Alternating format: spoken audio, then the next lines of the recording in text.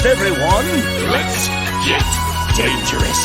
This is so cool. I know. It feels so right. It's Jake Ciely. He's opening our minds to new ideas. Kill him! Who is that guy? Your mama. You just made the list. Oh, wait, you're serious. Let me laugh even harder. It's all in fantasy. Days of the ranks. Sure, we talk about it all the time. Really? No. Burn.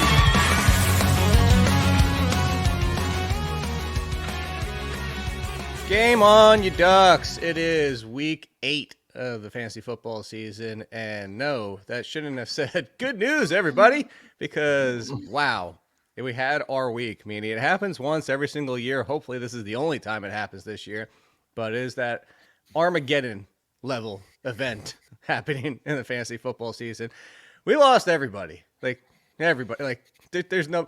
The Buccaneers and the 49ers have no wide receivers as of right now. That's how bad things are. Your team might not have any wide receivers. Meaney, did you get through I don't think anybody came out unscathed, but at least did you not have something like one of my teams with Debo and Godwin and a couple zeros from Juju Smith-Schuster and Tank Dell, because Juju is actually already out for week 8. Tank Dell is just a fact of we're going to talk about the worries for the Texans, but at least you didn't have something as bad as that, did you? Or did you? Yeah, I had something pretty brutal in one of my dynasty leagues. It's a 16-teamer, and that your bench spots are pretty thin. So I had Godwin and Ayuk and Jaden Reed as my 3 wide receivers. So they all had kind of, Godwin had some garbage time stuff there, but losing Ayuk for the year, losing Chris Godwin for the year, season's over. Straight up. I have Polk and Ladd McConkey as my taxi guys, but I'm not going to be able to compete the rest of the way. Unfortunately, these things happen. Yeah, I had some dud. We talked about it on the series yesterday. JMO suspended 2 games as well. I forgot about that too. Yeah, it's another pile on. One right? dynasty team lost him too. Yeah. Actually, I know a lot of people are going through it for sure. Jameson and Godwin on the sleeper trade block, and I was like, well, guess I should take them off the trade block now. Yeah, rough go, man. And 2 leagues, I was trying to get some W's in. My home league, Baker just got garbage time stuff, and it was enough for me to lose by 2 points. Marvin Harrison, again, just very quiet. And then in your flex league, Baker just didn't do enough for me to get the W. I got the median. It was a low-scoring week. Just fell short in one. I was gonna say the flex league almost sounds like you didn't have a shot. I needed 2 more points, I think. But it's just funny the way it works sometimes. You're on both sides of it. My other opponent gets the 2 points he needed. I needed another 2 points. But yeah, you can't complain. It's fantasy football. But the injuries do stink, and we're gonna have to navigate through this. It's rough. They are. Which everybody remembers. This almost seems like a yearly tradition now at this point too. For as long as we've been doing it. I should have grabbed my actually it's a blackboard whiteboard, but should have grabbed that because it's choose your own adventure time. Chris Meaney, we need the flow chart for breaking down the 49ers and the Buccaneers situations, which we might even just throw that out because as history would serve, we're probably going to get done with this podcast and in 30 minutes find out one of these 2 teams traded for a wide receiver. And we're like, Well, that was fun. Skip forward. Check out the timestamp, which also, by the way, please do something. I've kind of tongue-in-cheek been like, hey, remind people to listen to the podcast. We're 1/4 of the way there. So this is all I'm asking you to do. We love you guys. You've been helping. Go tell 4 people. Just 4. That's it. Everybody you have 4 friends. I know because you have more friends than I do. And I have 4 friends. So go out, just be like, hey, subscribe to this podcast. It's awesome. Just give it a listen. And please listen at least once every 2 weeks or just scroll through the podcast because you don't count as a listener if you don't do that. Found that out too. So just get our subscriptions back, please. I need your help. You've been doing a really good job, but I also really need your help. Please. 4 people. How many times did I say? 4 people. Please. I said 4. I was going to say 4 pleases. 4. There you go. So let's choose our own adventure and start with, you want to start with the 49ers or the Buccaneers? Oh, man. Let's start with the Niners. And we're starting with the Niners because number one, you couldn't get this one. Like I was either it was like switching or not. It was whether you got the right answer because the number one waiver pickup is Jauan Jennings. That's why I want to start with the 49ers. I have Jauan Jennings over all the rest of the 49ers. I have Jauan Jennings over all of the Buccaneers possibilities. I have Jauan Jennings over Romeo Doubs, my quote unquote boy, because he's been there since the preseason and there the entire time because we already saw Jauan Jennings. We've already seen him have top 30 value in place of Brandon Ayuk. And that's the thing. He's replacing Brandon Ayuk, not Deebo Samuel. If it was Deebo Samuel, we'd be having a different conversation. That's why this is choose your own adventure, because we're going to get into the nitty gritty, so to speak, of if Deebo's out, if they're both out, blah, blah, blah, blah, blah. But as of right now, the one thing we do know whether or not Deebo plays in week 8 is Brandon Ayuk is done. So this week it's either Deebo and Jauan or Deebo and we're going to get into that discussion. But as of right now, just straight off the top, do you agree with Jauan Jennings, or are you concerned that he missed week 7 and Pearsall might have done enough to make it a threat?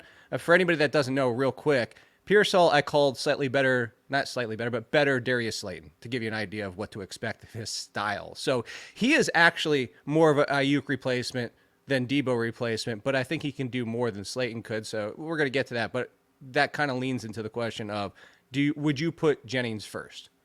Yeah, I mean, you just said it all. I mean, we've seen him before have a role, even had a little mini role anyways, when everybody was healthy. So if you hung on, it was really tough to hang on to him, of course, with the injury and then everybody back healthy. Yeah, I had him on one of my benches, so lucked out there, but I dropped him in a couple of spots as well. But yeah, he's the top waiver wire pickup, right? Regardless of Deebo. So let me follow that up with a question then, because it's week 8. It's week 8 relative to how much you have left, what your need is. Let's say you lost Brandon Ayuk, you lost Chris Godwin, you lost Mike Evans, you lost big pieces. Is this a scenario where Meaney goes 95% of my remaining fab? Like maybe I leave myself a buck or two, but I'm going quote unquote all in because it is that scenario. Yeah, I suppose like if there's no Dobbs available, your wide receiver would Dobbs be your backup room, plan? I suppose. Like this, you would go Jennings over Dobbs. Okay. Yeah, and I think in that situation where you need like 3 or 4 guys, you may just need to save a little cash. Like I don't know, do you go all aggressive just on Jennings? Like I think you would have to. Well, Dobbs you'd have to have a couple. 4. Yeah. Hint. So let's There's get to some decent Pearsall. options out there actually. Yeah, so Pearsall, like I said, is interesting because he has similar skill set to Darius Slayton, which again would replicate what Jennings does, which replicates what Brandon Ayuk does in this offense. So I have Pearsall at 3, and this is kind of like, well, if Jennings doesn't play and Deebo is out, Pearsall might fall into, look, I think he's better than Bub Means. You can go to my pre-draft rankings and see that he's on tier 2, 3, and Bub Means was in other names to be mentioned. So let me make that clear. However, he's also going to only be his second game. Could be overmatched, as we've seen some players, not even rookies, trying to step up into that number 1 position and struggle. All that being said, I'm feeling better about Pearsall if Deebo is out there, as crazy as it might sound, because there's multiple options. But I would take a stab on him as the number 3 wide receiver just because Deebo's in the hospital with his pneumonia. Could be back, could maybe not be back. Even if he's back, then it's Deebo and possibly not Jennings. Like we're assuming Jennings is back for week 8, but that's where or would you still say Dobbs for you? Like basically throw this toss up to you. Would you, if you had the choice of these 2 waiver wire options, Wascally Wabbit, which would you go for? Would you go Dobbs or Pearsall? I think that I would go Dobbs, even though it's pretty crowded in Green Bay. Yeah. You know, I really like Pearsall too, and I think he's going to be given an opportunity. But this is, I'm just trying to project forward, right? Sam Fran, I feel like is going to remain run first. You have Deebo and you have Kittle there. Then you have Jennings, and then you have Pearsall. So what? At best, Pearsall passes Jennings, and he's like the number 3 option. Where Dobbs is just on the field all the time. We said this, like heading into the draft, like this is a guy that I wanted a lot of shares of because I didn't feel like his role ever changed. I don't know why he was upset over the first couple of weeks, and there was no Jordan Love. things are just different. Now Love's there. He's there.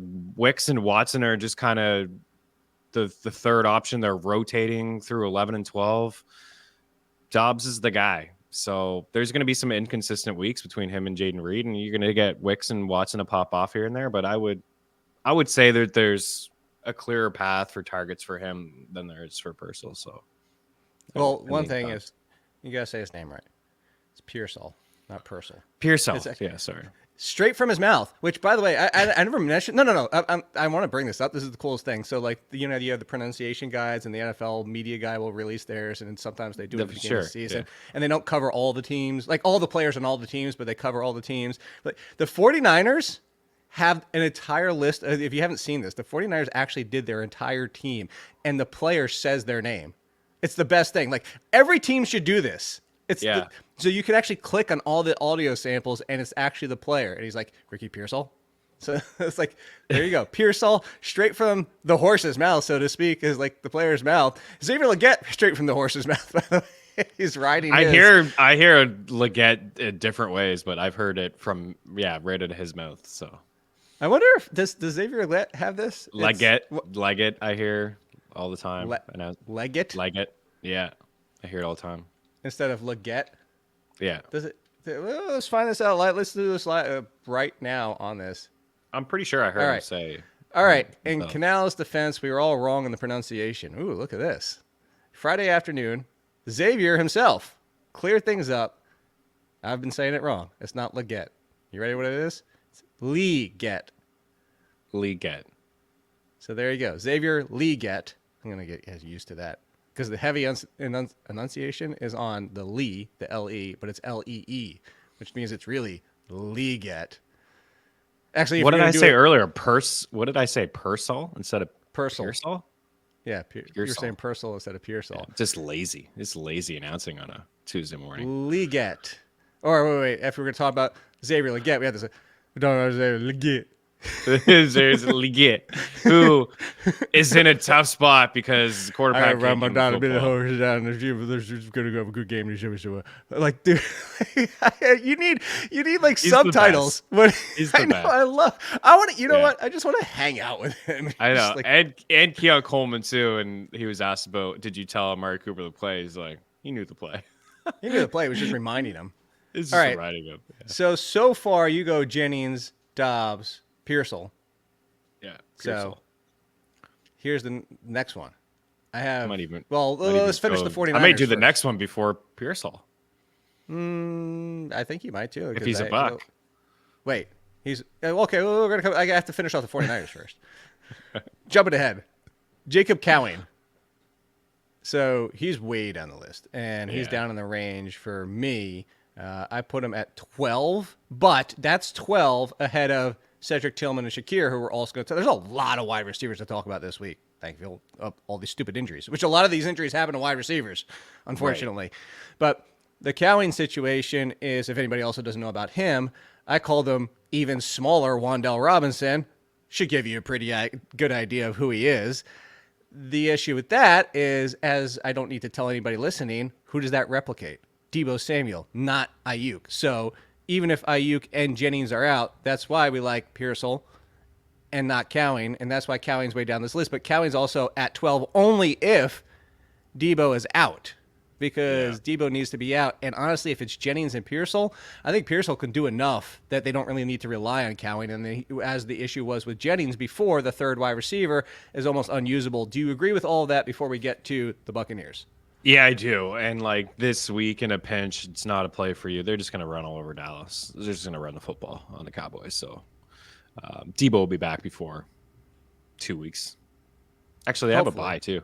They have a bye after this game. I know. That's why I'm kind of concerned 10. that he's not going to play this week. That's like, even though he could possibly get, I was going to say possibly. I said probably because I'm basing it off Nicole's daughter having pneumonia and getting through it in 2 days. She had a bad. So like, I don't know what Deebo's actually in the hospital for fluid, so she wasn't quite that bad. But anyway, so number two, to get all the way, number two, all the way up in the list is Jalen McMillan. Look, Jalen McMillan hadn't really done anything since week one, but you saw the excitement that people had, deservedly so, for the week one. But as with most any team, the third wide receiver. Can't really use him. And then Jalen McMillan missed time. But I would actually go for him over Sterling Shepard. I would go for him over Trey Palmer, like no question about it. The thing that I wrote up in the draft profile for him, and you know this because we did the podcast way back then, is I think he got overlooked. Another one. Like, he wasn't on the Brian Thomas level, but got overlooked in this draft class for two reasons. Because the focus was on Polk, actually both his wide receivers ahead of him. Also because he was hurt in college. And people forgot that he was the best Washington wide receiver before he got hurt. And then that opened the door for the others. And if you watched the playoffs, you saw he wasn't even 100%, and he was still he just knows where to go and find space and get open. And that's what I loved about him. And if you saw Penix, quite a few times found him because McMillan was finding the space. So I go Jennings 1, McMillan 2, Pearsall 3, Dobbs 4, and then Tyler Lockett at 5. It sounds like DK Metcalf will at least miss 1 week. So are you good with that order? You don't want to shuffle the top 5 at all? And I'll obviously chime in on McMillan. Love McMillan. Totally with you. Is the guy that I really want and I'm hoping to get. I'm even comfortable not getting Jennings. Like, it's real. I was just it's about really to say, close would you go him to Jennings. over Jennings to avoid the, like, McMillan will be the one. Well, right. I mean, he could fall on flat on his face. He should be the one. There's a world just by even Jennings' talent where he's not. So would you flip them? And that's I'm okay. I kept going back and forth.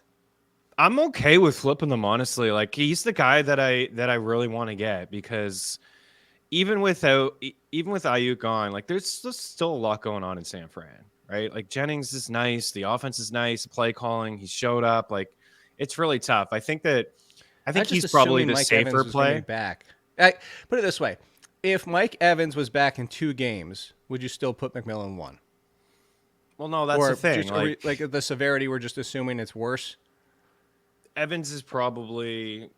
I mean, when he went down, the way he was grabbing his leg looked like he might have ripped. And he was already hurt. I know, and he was already hurt. I know. Meaney messaged me last night. If anybody doesn't listen to Sirius XM, he was my first touchdown prop call of the game. Nailed it for you. Yep, he sacrificed his hammy to get my call correct. I'm sorry for everybody. And I'm looking ahead. Like, you got Atlanta, KC, San Fran bye. Like, there's a realistic possibility that he's not available till week 12. We've seen some of these wide receivers with hamstring injuries. You know, Nico Collins, AJ Brown. These guys are missing 4 to 6 weeks. So I don't know. Like, I probably slightly lean Jennings just given the offense in the situation, but I would say McMillan. As we talk, you did McMillan. Yeah, I went back. McMillan's going to get more volume. Like, he's I just guaranteed to get more targets. I wanted to heart check myself and the fact that, like, my love for McMillan wasn't shadowing like what the truth should be. But I think talking through it again with you, it just I'm going back to McMillan. It could be the wrong call, but it just comes down to talent. I'm with you. Opportunity. Like, volume if we're projecting targets the rest of the way, it's got to be McMillan over Jennings. Again, assuming like run first team in San Fran, you have Kittle. Well, Debo only misses a game or two. You got first team with Pearsall. The Buccaneers. Should we talk about the Buccaneers while we're at this? They did use all 3 backs. For all intents and purposes, Sterling Shepard's at 10, Trey Palmer's at 11. I put them back-to-back similar to the 2-2 Atwell, Jordan Whittington situation from before, is the veteran and Atwell/Shepard might win out. The younger player in Whittington/Palmer. I know Palmer's not a rookie, but they might win out, although Palmer struggled to get going in the NFL or stay healthy himself. But I kind of put them down at 10 and 11, directly in front of Cowing, in front of, again, Tillman, Shakir, and the rest, shooting for upside because one of them might win out as the 2. And if they do win out at just the 2 with Baker Mayfield, there's some value there. But again, risks with all of them. That's why they're down with Cowing. So to come back to this, let's talk about the running backs because they're in the worry report. There's a lot of Buccaneers in the waiver column this week. I gave them 3. Why? Because each one of them gets a duck, Meaney. And honestly, to be fair, it was actually a little bit mix of full-blown committee and not being 100% a committee as we thought it might not happen. So somewhere in between. Like, it wasn't completely devoid of Sean Tucker being a thing, but it wasn't like 1/3, 1/3, 1/3. It was kind of more like, what would you say? Like, I'm trying to do math in my head right now. So it would be like 2/5, 2/5, 1/5. I think that's kind of like what. I'm not. Yeah, but that's kind of what it was. Fair. Yeah. And the interesting thing we saw is that, as expected, and you and I talked about this on Sirius XM, Rashad White's not going away in the passing game. If anything, that's his game. Bucky Irving, his game seems to be now the lead running back. They switched roles. And the interesting thing, too, is Bucky Irving got 2 goal line carries. So it looks like going forward, if we are trying to parse through this backfield and not bang our heads against the wall, it does seem like if we think the Buccaneers are in contention or the lead, slightly in Bucky Irving, low end RB2, White the RB3. If it's a game like yesterday, you're facing the Ravens or a team, even the Bengals, where you might have to play high-paced football the entire game, then it's White over Irving as the 2, still low end, Irving as the 3. Do you agree? And the reason I say only 2/3 and not higher for either one of them, I know they both scored touchdowns. That's not going to happen every single week. Is because you tell me either one of them any given week falters a little bit at the early of the game, and it's not all of a sudden Sean Tucker 2/5, Rashad White 2/5, Bucky Irving 1/5. Like, that's still out there. That's in the world now. Yeah, I mean, they told us it was going to be a 3-headed monster. I didn't fully believe it. I know it was just 1 week of all 3 of them, and White coming back off the injury in a very, very tough matchup. I still think Tucker's... They smashed that matchup, by the way. Yeah. I still think that Tucker is just like kind of just a guy. Maybe Tampa changes their philosophy a little bit. I mean, Baker's such a gunslinger, but maybe they actually decide that, without our top 2 wide receivers, we're really going to have to use all 3 of these guys and run the football and slow the pace down a little bit. It's really possible. I'll be keeping an eye on that to see how they run their offense, but I still think Bucky's the best back, but clearly White's not going anywhere. We talked about it yesterday. He's a really good pass catching back and he's good in pass protection. So I agree with what you said. They're both kind of like low in RB2s, flex plays. I'm still rolling out Bucky every week, and if I had White, I'd still roll out White as well. Wheat. And hey, Cade Otton may just get like 15 targets a game. Who knows? He's in the circle of trust now as well with David Njoku. Yeah, I moved him to the top of I actually had him second before this game, and then moved him to the top of the streaming tight ends, which, I know he's streaming, but it's because he's under 60%. If you happen to be looking for tight ends I'd swap out Cole Kmet for him, as in I would go get Otton. I would swap, if you've been playing the Tyler Conklin game, would swap for him. Any one of those average guys, Parkinson, Schultz, no question. Yeah. Freiermuth, any one of those guys. Interesting what I threw at the bottom of the list, by the way. Lucas Krull. We're getting some love from Sean Payton. This 2 weeks in a row he's been out there. Yeah, he's at the bottom of the list. The tight ends in front of him. Otton, Henry, Taysom Hill, who actually returns and plays at some point. I mean, the guy does have 17 injuries. Zach Ertz, Conklin, Parkinson, Likely, Disley, your boy. Meaney hit me up. He's like, man, I was going to bring him up at Sirius XM, but I knew you would laugh at me. Well, it's funny because I brought up the injuries, and as soon as I said, I had in my notes, like, do I even bring up Disley? I'm trying to find like little small edges on these like island games. And when I brought up Hayden Hurst being out, I just heard you. Who cares? I'm like, yeah, okay, I'm not going to bring up Will Disley. But in our Discord yesterday, I live bet him at half right away. I would have laughed at you for Disley. It was more for the fact like who cared about Hayden Hurst? Like nobody was using Hayden Hurst. Fair. Anyways, we have some fun in our Discord with live bets, and we had 2 yesterday. At half, Cade Otton was over 28.5 receiving yards. He ended up with almost 100. Didn't think it would be like that crazy, but a lot of garbage time stuff there. And then you could just see the game last night where the Chargers want to run the football, and Arizona was saying, we're not going to let you run the football, actually. We have like 8 guys 5 yards away from the line of scrimmage, adjust, and that's good coaching. I know that they fell short last night, and I'm sidebarring here, but Justin Herbert threw the ball, and there was a mismatch there, and he threw the ball Disley. It's 2 weeks in a row now.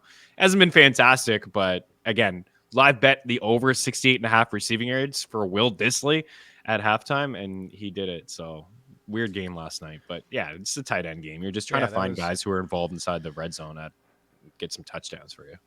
And that game was a perfect example of just, look, it's the NFL. Feet's balling us. Like one of the best matchups possible for running backs. J.K. Dobbins has been a masterclass coming back so far this year, and then goes belly up against and they some teams won't. Another good matchup. They do. If some teams are just like stubborn, they're like, nah, we're gonna run. But they adjusted, so that's on Roman. I thought Herbert had a really, really good game. Yeah, no touchdowns though. No touchdowns. Speaking of in the red zone, number 8, Quentin Johnston in the ranks. I know he didn't play. I know he's hurt, but the upside of Quentin Johnston is still there. Joshua Palmer did a little bit in that game. So you know, back to Tyler Lockett at 5. I go Tolbert at 6. I would have him higher if not for all these injuries and the fact that Dobbs and Lockett are still out there. And then, of course, again, Lockett with the DK Metcalf situation. Tutu Atwell at 7 because it was try to figure out if it was Atwell or Whittington who would have value when Cooper Kupp came back. And it sounds like Cooper Kupp's playing Thursday Night Football. But at least Atwell's healthy. Whittington, Sean McVay is like, oh, he's fine. No limitations except for actually playing in the bleeping game, you a-hole. like 9 snaps, I think. It was surprising. So, yeah, I mean, you have to go 2-2. So, Whittington's still on the list. He's just way down the list now because this injury is just going to hold him back because Atwell's going to continue the veteran situation. So, anyway, Quentin Johnston at 8. And then number 9, Mecole Hardman. Here's why. He was still way down the list in snaps and routes. He was behind... Xavier Worthy led the way, second to Travis Kelce, by the way. So it was actually Travis Kelce then Xavier Worthy. But then Justin Watson, who continues to do nothing. And that's why I put Mecole Hardman at 9, because this could be an absolute, I'm dropping him in 2 weeks. I would at least give him 1 game more. If he bombs next week, I would say, all right, let's hold off 1 more week. Let's just see. Maybe it could happen. Of course, if they make a trade, you just forget Mecole Hardman. I would just strike him from the list. If they made a trade today, Hardman is not even on waivers anymore. But you have to take the chance because he replicates a lot of what Marquise Brown was supposed to do. And he has a little bit of over the middle, the opportunities where he can do some stuff after the catch. So I put him at 9 in front of the Bucs guys because I'm going to take a flyer on 2 Bucs fighting for 1 spot or Jacob Cowing or Mecole Hardman potentially getting moved up to depth chart. I would take the stab at Mecole Hardman. You're okay with all this, right? I'm not saying anything. Yeah. Okay. I mean, when he's on the field, he gets used. Some end arounds, some gadget plays, and huge in the Super Bowl. Yeah, he was. And they ran the same play, by the way. They ran the exact same play in that game. I know. Again, and it was on Mahomes. He didn't hit him right, but it was funny they ran the exact same play. Who's practice Andy Reid, man? He's right now. Is it the Browns? Kadarius Toney. He's on a. Yeah. He's on the Browns practice squad. They're gonna bring him back. You think they bring him back? Sorry, no. There's Did still the Giants a possibility. win that trade? Sorry. Yes. Because they got 1 year of Darren Waller. Yeah, and I think as much as we harp on Kadarius, he showed up in a big way in the 2 Super Bowls. I was gonna say that's why I said did they win it? I don't know that anybody did because he helped in the Super Bowl and they got 1 year of Darren Waller. So he had the touchdown catch and then he did some punt return stuff. In the end, it doesn't even matter. It's so funny. He hasn't done a whole lot. He probably has 5 highlight moments of his career, and I'd say 4 of them were in Super Bowls and big games. In both games, he had a nice return to set them up against San Fran. He did the same against the Eagles. Anyways, I'd say that KC we can play this game. Hardman, sure. Don't go crazy on Hardman because I think that they're going to add somebody. We talked about that, whether it's Kirk, Slayton, Hopkins, Deontay. Yeah, they probably add somebody, but yeah. By the way, is it okay? I just pulled out 5 eyelashes. Well, that's significant. 5. Wow. Yeah. How many does a guy have? You gonna make a wish? The 5 wishes? I don't know if you can actually do that. And you pull them out and then make a wish. That's probably against. It's more of code. you find one. You find one and then you. Apparently, make a I need wish. to check my eyelashes in the morning every single day. Yeah. I don't know 5. Maybe I have a really lucky week, or maybe I'm going to be in the IR like everybody else. So let's continue down this list. Now we're down at 13. And I know the top 12, half of it was littered with our wonderful choose your adventure. This is what could happen. This is what could happen. This is what could happen. So a lot of these names might not be on here come Friday, but we'll see. So 13, because I'm shooting for pure upside. I am chasing Cedric Wilson, and it's not anything to do with the Browns because it has a lot to do with, it's now Jameis Winston. So Jameis Winston can support 2 wide receivers, and a tight end, and David Njoku.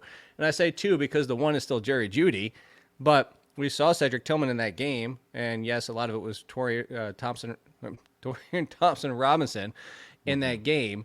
But at the same time, we have the upside of Winston. I don't think he's going to start out throwing 30-30 for the rest of the way, or even 20-20 for the rest of the way, or attempt 50 passes a game. It's not going to be that Saints Winston, but it's still going to be better than anything they've seen. So I will still chase him. And here's how I'm going to ask my question to you. Cedric Tillman's at 13.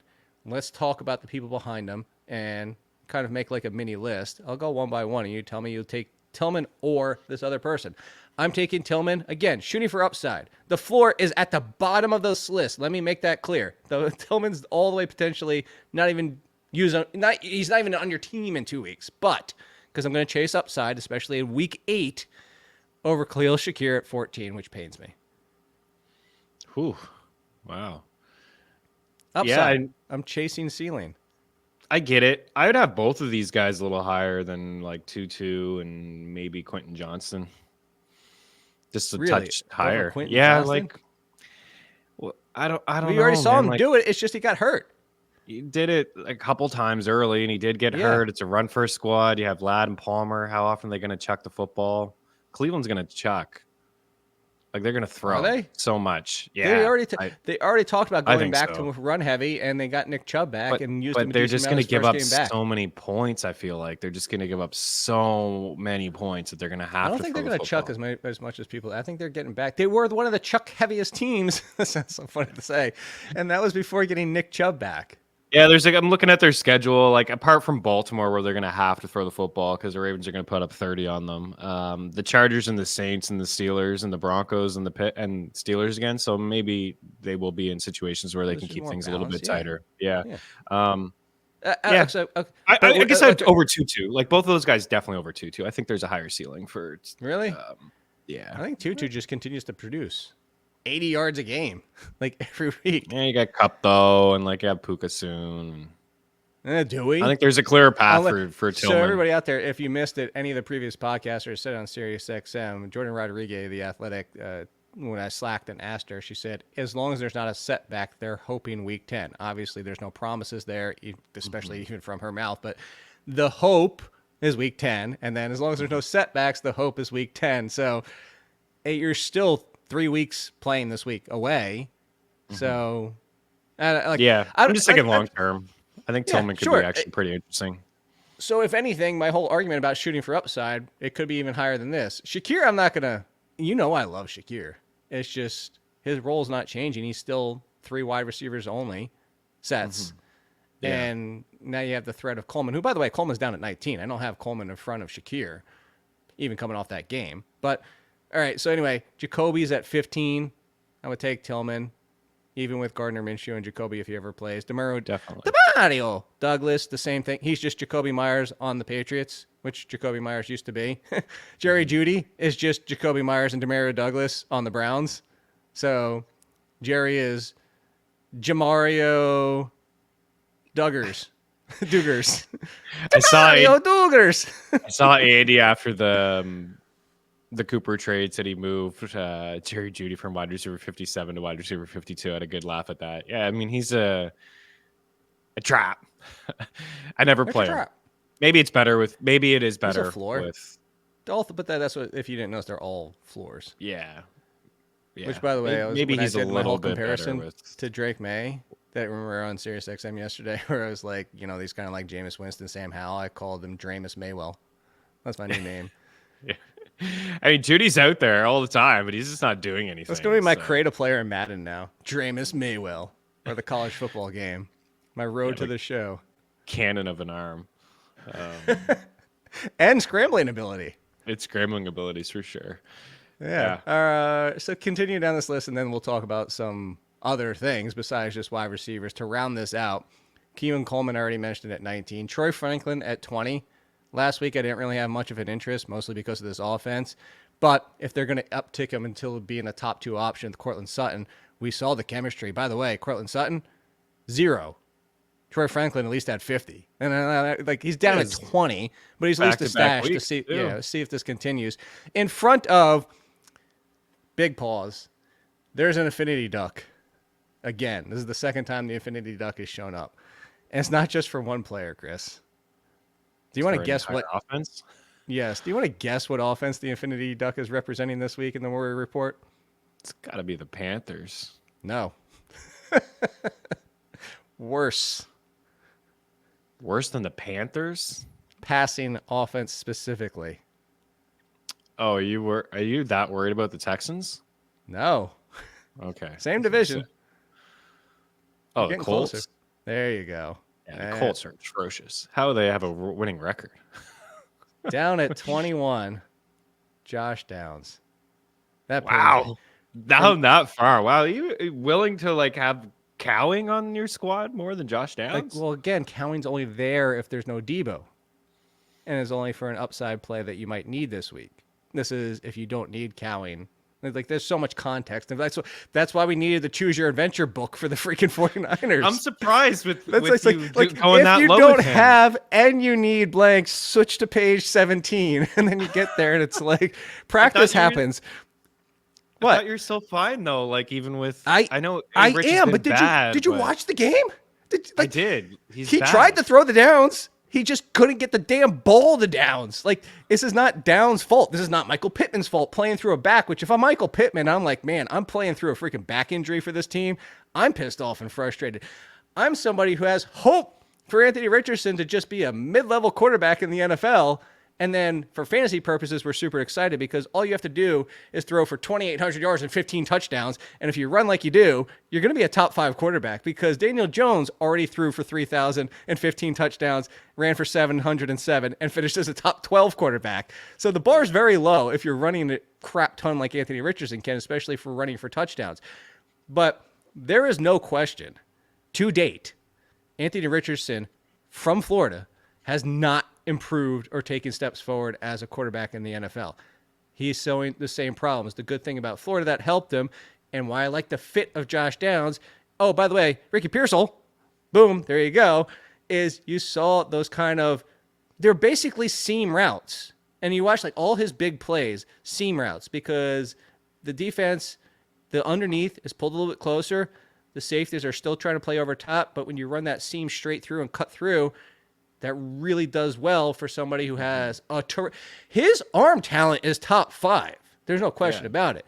And when you give him a throw like that, the problem is all the other throws. And if you watch that game, and I know you did, I wasn't saying that you didn't watch the game. No, He can't make ugly. The one where Josh Downs and Alec Pierce both fell over in the end zone trying to get to the one ball. Yeah. You see, you're shaking. If nobody sees it, he's shaking his head in acknowledgement, everybody, Chris Meaney. I want Josh Downs to be higher. I had Josh Downs inside the top 5 for weeks saying, sure, it's Joe Flacco, but Anthony Richardson has a good connection with him. It doesn't matter, though, because if he attempts 7 passes to Josh Downs, 2, he might catch 2. Yeah. No, so, I hear you, man. It's ugly. He's got a 48% completion here's the rate. question everybody's going to ask. So I'm going to throw this to you, Chris Meaney. If you have Josh Downs, outside of the Jacob Cowing, outside of the ifs and buts of those, just straight up, you heard all the names so far. I will quick list them for everybody, real quick. Jennings and McMillan are obvious. Pearsall, that's a whole situation. So Dobbs, Lockett, I know you would. Tolbert, I know you would. So here's the rest for everybody real quick. Atwell again, Quentin Johnston, Hardman, the Bucs, but that's not a thing. Tillman, Shakir, the same trio, Myers, Douglas, Judy, Leggett, Coleman, Franklin, Downs. Would you drop Downs for all of those wide receivers, or is there somebody that you would hold on to Downs for? I wrote Tillman, Shakir, Franklin that I would rather have than Downs. I think I would just So you're leave. going almost all you would hold him instead of picking up Coleman? Yeah. Yeah. You would hold him instead of picking up Leggett? I may hold Leggett. It's really ugly in Carolina, and I do expect Bryce Young to get back under center, but also the possibility of Deontay Johnson. I know it's not. The possibility of Deontay Johnson maybe getting traded. I may hold him. I may hold Leggett. It's probably a wash, to be honest with you. Poor quarterback play for both teams, and maybe there's a better chance of Leggett getting some targets over Downs in that offense, but that one's a little bit tougher. But I'd leave like Tutu and Hardman alone and just kind of roll with Downs and hope it gets better. Maybe there's another injury and Flacco is taking over again. I don't know the way that Anthony Richardson runs and doesn't protect himself. No, it is honestly at this point, and I know what perception people are going to say, but we don't know, and the coaching staff would know a hell of a lot more than we would. But there needs to be some kind of sit-down conversation, and if you believe that you're not going to ruin Anthony Richardson mentally, confidence-wise, he needs to sit back down and learn from Joe Flacco. The problem was everybody's like, oh, he's holding a clipboard. But you kind of, I think it was you said it yesterday on Sirius XM, or you said it that somebody said it to you. Whatever it was, this is not me, but it was a really good point that I think whoever made, it might have been you. You tell me when I finish this. Yeah. Is the fact that there's a difference between holding a clipboard and learning and knowing you need to get better before you get your ass back on the field, and holding a clipboard knowing the job is yours no matter what. And I'm not speaking to saying I know Anthony Richardson's mind and that he was lazy in it. I'm not saying that at all. I'm just saying he obviously didn't learn a lot from watching Gardner Minshew. not surprising. Gardner Minshew is barely a backup quarterback right now, and we've seen the struggles of Minshew. But at the same time, learning from Joe Flacco, I think, could mean a lot. He's not the same style of quarterback, but at least enough in the passing game where if you think Richardson can learn from Flacco and maintain his confidence and not say like, man, now what do I do in the NFL? Blah, and we'll actually learn, I think the move needs to be made. Of course, that's a lot of questions to be asked. But again, going back to what I said, was it you or were you? Yeah, no, I said it a couple times, and I think maybe Saunders said, he's not learning anything. The producer, by the way, he's not playing. Yeah, producer of the show. But I know that was Dane's biggest thing heading into the season. When my pushback is, listen, I don't think this guy's a good passer. Like he's gonna run, but he's fairly raw. Like he started a handful of games with Florida. And the biggest pushback from Dane was just like, yeah, and I understood it at the time. And, he's on the sidelines. He's learning the offense. He's with Steichen and hearing the play calling. Not learning the pass. But not out there getting reps, which is very, very important. So, no, I'm with you. I understand like downs. I get it. There'll be some good weeks and some down weeks, but it just seems like the only thing that he can do is chuck the football deep down the field. And that's not really beneficial for Downs or Pittman. That's why we've seen inconsistencies in their games. Alec Pierce. So to finish this out, Bub Means is at 22. I would actually like him more if Chris Olave was out there. The Derek Carr thing aside.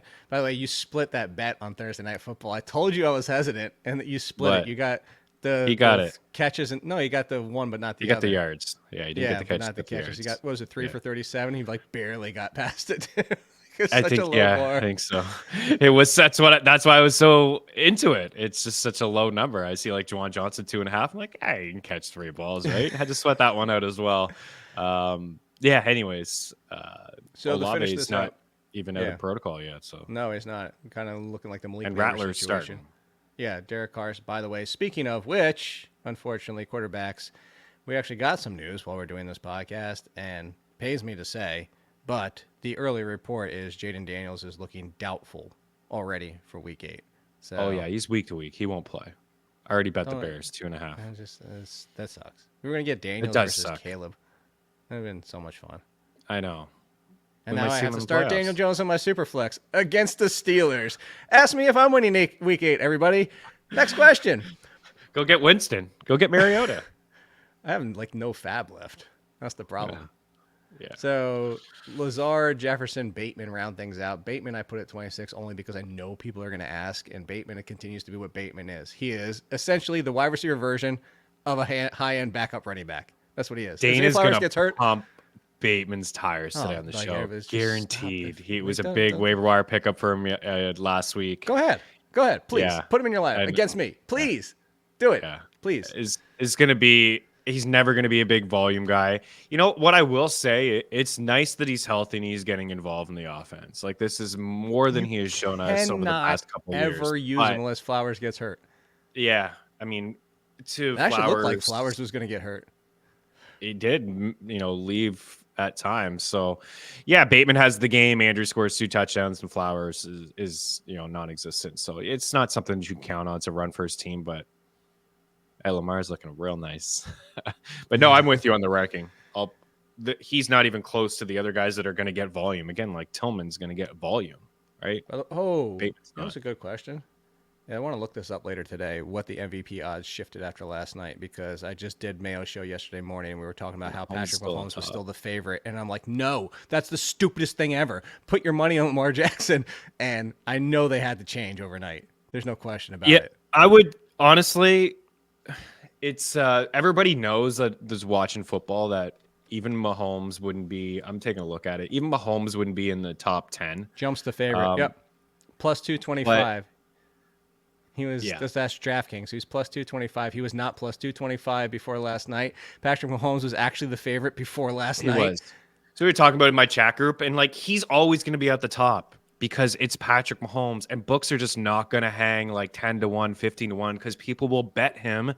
And if they go undefeated or they bring in a wide receiver and he's leading the league in picks, like everybody knows, like Lamar, Goff, Daniels, Darnold, like there's a bunch of quarterbacks that are having better seasons than him. About the 49ers was why he was saying they were still 4-1 to win the NFC, is because he referenced what happened. Was it there was the first Super Bowl they just ran through, or whatever it was? He said it was a few years ago where books put the Chiefs down. It was when they had like a losing record early on, and they put them down to like 14-1, and he took them, and then they went on and won the Super Bowl, and they ate so much on that, and now like they kind of like learn like, hey, no matter if do the same thing in the NHL with like the Leafs, even if nobody believes. Don't start talking NHL. You're gonna get me all excited about my Rangers. But let's continue real quick. Wide receivers. Nice. Dumpsville is Cortland Sutton, Christian Kirk, Hopkins, Mike Williams, Darius Slayton. I put Hopkins, Mike Williams, Darius Slayton all together because unless I'm dropping specifically for value that I need, I would hold just to see what happens at the trade deadline, because if one of those three end up on the Chiefs, everybody's going to go bananas. If anybody lands up on the 49ers or the Bucs, people are going to go bananas. So hold on. You think Christian Kirk too, right? Because I even mentioned him as a potential trade. Kirk, Bucs are in play to make maybe some sort of move as well. I mean, they're in this thing. Kirk on the Buccaneers? Yeah, Kirk on the Bucs or the Chiefs would be real nice. Also, by the way, because all these wide receivers cannot end up on the Chiefs. All of these wide receivers cannot end up on the Bucs. All these wide receivers cannot end up on the 49ers, especially including Deontay Johnson, all that type of stuff. So if somebody, this is what I always say, it's just like people returning from injury. Float them out there and potentially sell high. Yeah, you're going to be like, oh my God, Christian Kirk on the Chiefs or the Bucs, whoop-de-doo. What if Christian Kirk goes nowhere?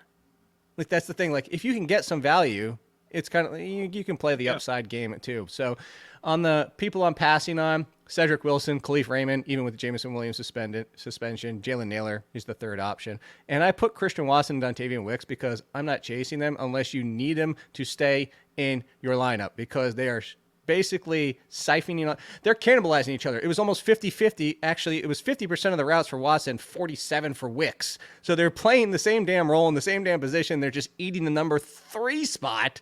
So I'm not really that interested in either one. I'm with you on that one. I was going to have a little bit more interest in Wicks, but given what we've seen in the past 24 hours, is nowhere. He can't be up at the top. These other guys are going to get more volume. It's just, again, him and Watson are just going to be. Somebody should ring up the Packers.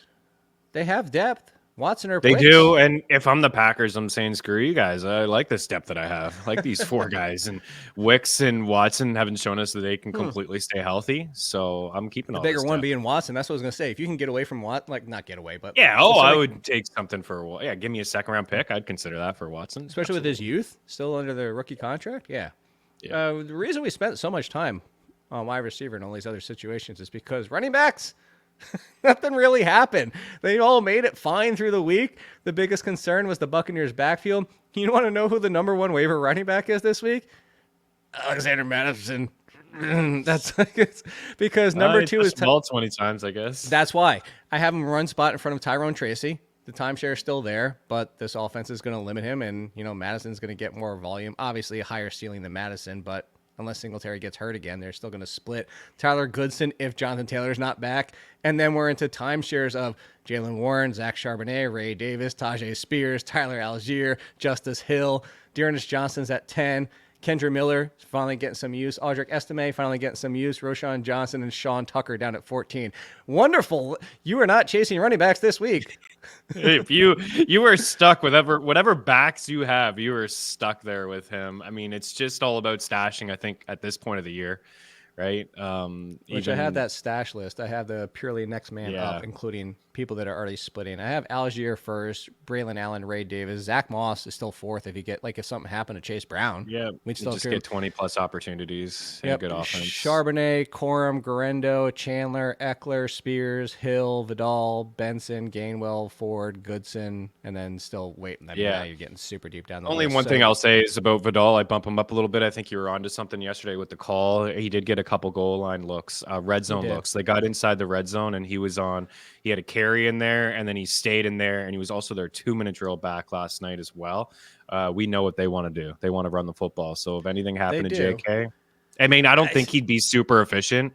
He'd be one of those guys that probably like 15, 20 touches for like 50, 60 yards. Tony Pollard goes down and Spears gets that role. You would take Vidal or Spears? I like Spears there. Okay, well, that's why. So like Vidal is still like, okay. All right, Charbonnet. You still take Charbonnet. I mean, even though he's kind of fallen his place more than he's actually produced. He always seems to find the end zone and save his day. I'm still taking Charbonnet. You're not going to argue about it. I would too. It was a good offense. Blake Corum in the Rams in the way that Sean McVay does his thing. Yeah, keep going. I thought there was a name or two. I'm still with Garendo? you on your ranks. Like if Garendo happened this week and Christian McCaffrey's not back, I'd take Garendo on the 49ers. I'd take Vidal on the 49ers. I would take blank running back on the 49ers.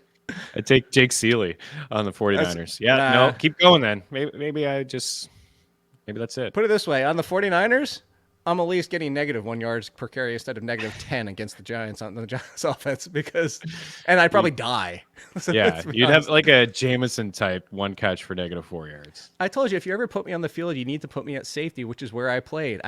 Whatever happens is like, I get the ball on offense, and these magical out of nowhere horse blinders get on my eyes, and all of a sudden my field of vision comes down to this like super narrow cone. It's not even a cone because it's like an alley. Like I don't know what happens. It's like, but that's always been same issue I had playing basketball. That's why I was a 3-and-D guy. It's because whatever happens when I started driving, my field of vision just narrowed. It's like it's a weird thing. Like people have played sports, they know what I'm talking about. Yeah. All right, Ty Chandler's your boy.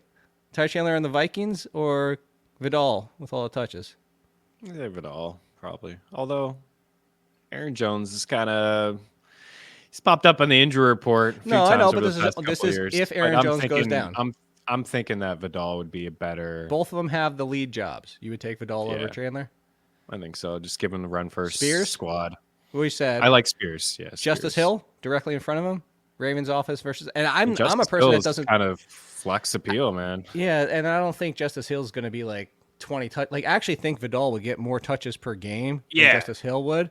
But I think Justice Hill on the Ravens offense. But by the way, Meaney, weekly, when I ask the question, I've been tweeting it since week 1. Weekly, did Derrick Henry score a touchdown? Yes, he did. Every single damn week. He's already passed his rushing touchdown prop even before the season. He already passed it. That was the easiest bet in the world. It's crazy. I would like to by the way, like you know why? Because his lowest rushing touchdowns of his career since he's been a starter was 10. And you remember this, Meaney, and how many games did that happen in? 8. So there you go. Actually, last night was a receiving touchdown. He's 1 away. But, yeah, he's he's awesome. Him and Saquon were just He's 2 away. Fantastic. He's at 8 now. He's 8-2. Yeah. 8 and 2. So he's already got 10. He's got 10 touchdowns. He could easily have more, like he could, which is crazy. I mean, you watch the Ravens yesterday, they marched him all the way up the field and they took him off around the 5. Like they could have left him in. I'm surprised they were using him late in that game. They didn't really need to. Anyways, he's just in what we said. He's just in the perfect spot. A team that wants to run the football more than anybody, and they're so good at doing it. Then you have Lamar who can, the RPOs of it's just is really, really tough to defend that squad. It's especially when they get Mark Andrews going. The 2-minute drill with Justice Hill. And it's just kind of like, yeah, whatever. I don't need it. Yeah. Like, it's just, I'm sitting there being like, give him his damn rushing touchdown. I know he could get what? Quick stop. We got to get out of here and do the power. We got one power up I want to talk about real quick, but holy crap. Did they called like the same damn play 4 times in a row when they kept getting the penalty. It's like, oh, we're going to throw it out to Justice Hill. Penalty. All right. We're going to throw it out to Justice Hill. Oh, penalty again. Now it's like 3rd and 75. Oh, throw it out to Justice Hill. Like, what the hell? And they almost got it. They almost got it a couple times, a couple spin moves. Yeah.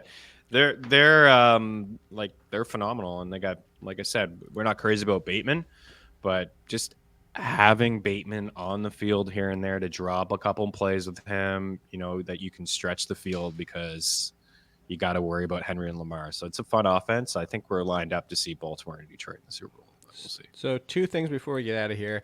I did have to watch the second Monday Night Football game on replay this morning, which I didn't miss much. So probably the better way of watching it. But screw you, ESPN Plus. I'm not paying for the 15th streaming service so I can get every damn NFL game. It's like, yeah, I forgot they did that. I legit forgot until last night that they did that, and I was so aggravated. I was like, now I have to wake up even earlier. I mean, it's a great job to have, but like, you have to go watch an NFL Plus because ESPN. I'm paying $12 for 1 month, and then you see their yearly subscription. For what, one game? No, no. Yeah, like no, $90. It's ridiculous. They're like, by the way, you can get the next UFC with your package together and save $10. Like, oh wow, thank you. IPTV life. My biggest takeaway from that game last night is if you're a Marvin Harrison Jr. owner, you should be completely concerned. 100%. This is like another week. Yeah. They're not on the same page. I've seen him drop the football probably 5 or 6 times now. Drops that should not happen. Kyler almost forces the ball to him at times, and he's not really getting separation. He's not. And there's times where teams are doubling him, which doesn't help. So I'm really concerned, and I wouldn't buy low. He's not going to return value this year. So we're 8 weeks into the season, and so this is coming from somebody who had Marvin Harrison on the tier. Like, he wasn't separated. This is with Malik Neighbors and Rome Odunze. It's like, as they all deserve to be there. And Brian Thomas pecking at the door. I should have just blown the door down as my gut said, but, I put him on tier 1. We said a few weeks ago, Thomas over him the rest of the way. Oh, the rest of the season. But I want to get, like, Chris Sims. Do you remember when he had his pre-draft wide receivers and everybody came for him, calling him clickbaity? Because he had Marvin Harrison on a separate tier than Malik Neighbors. He had Malik Neighbors and Brian Thomas 1 and 2. I love the Brian Thomas there. And then Marvin Harrison, and then Roman Dunze. Like, that was 3 separate tiers. So, well, he's right so far. Yeah. So it's halfway through. It's early. First season of his career, but like, right. Maybe we're not trying to be. This is things we think. Like go back to last year. Like, Emery Hunt and Emery was first because his stuff comes out before mine does. Emery and I were like on there, like, hey, Jahmyr Gibbs needs to be on the same tier as Bijan Robinson. And people were like, you're the stupidest thing ever. Like, blah, blah, blah. Like, no, he's like Alvin Kamara. And what is it we're looking right now? Jahmyr Gibbs and Bijan Robinson. Same tier of talent. Like, not everything. We're wrong about things, but we're not just like out here chasing clicks. But we are chasing one thing potentially. As we get out of here, power-ups. I gave 3 mushrooms to Tank Bigsby. People want more. I'm hesitant because the share was still there. Yes, Tank Bigsby was amazing, but he's going to still share with ETN when he's healthy. And I said this to you yesterday on SiriusXM, Meaney, but the schedule going forward doesn't point to a lot of games where the Jaguars should be able to play ball control and run at will. So I do have a concern that the split could push to more of a 60-40, maybe even on the wrong game, a 50-50 split. So Bigsby deserves, just like Tyrone Tracy, to be in the conversation as potentially even being the more valuable of the 2 running backs at this point. But I wouldn't go crazy for RB1 value like some people want. Yeah, no, I hear you. And I wouldn't buy, like I said to you yesterday, I wouldn't buy low on ETN, but I would consider selling on Tank. And, I drafted him in a couple spots and he was my RB4 and 5. I was even, I was happy to play him this week, but there were some situations where I couldn't get him in my lineup despite ranking him as a top 24 running back last week. So, if you can get RB1 value, or if you already are stacked at running back and you can, you're hurting at wide receiver, we just ran through like 35 names. You could maybe get a couple wide receivers in return for Tank because, you're right about Dearness Johnson and ETN is going to be like Rachaad White, right? These guys are going to split some touches on the ground. ETN's going to catch some passes, 2-minute drill stuff. Yeah, so they're going to be behind quite a bit. Whoa, you just zoomed in significantly. But yeah, they're going to be playing from behind because they're not going to be able to stop anybody. Oh, as we get out of here, figure out what the hell just happened. If you're not on YouTube, at Chris Meaney over at FTN, please tell 4 people. That's all we're asking, or make sure they actually sign up too. I gotta get the hell. I'll lean back and do it. So please tell everybody over at FTN. Meaney is about to do his wonderful hockey show, so make sure you're checking that out as well. Hockey is full blow. Dangle bets Ciely with the great Eric Young, and just great picks in general, both handing them out. Appreciate you. We'll see you tomorrow. Not so zoomed in.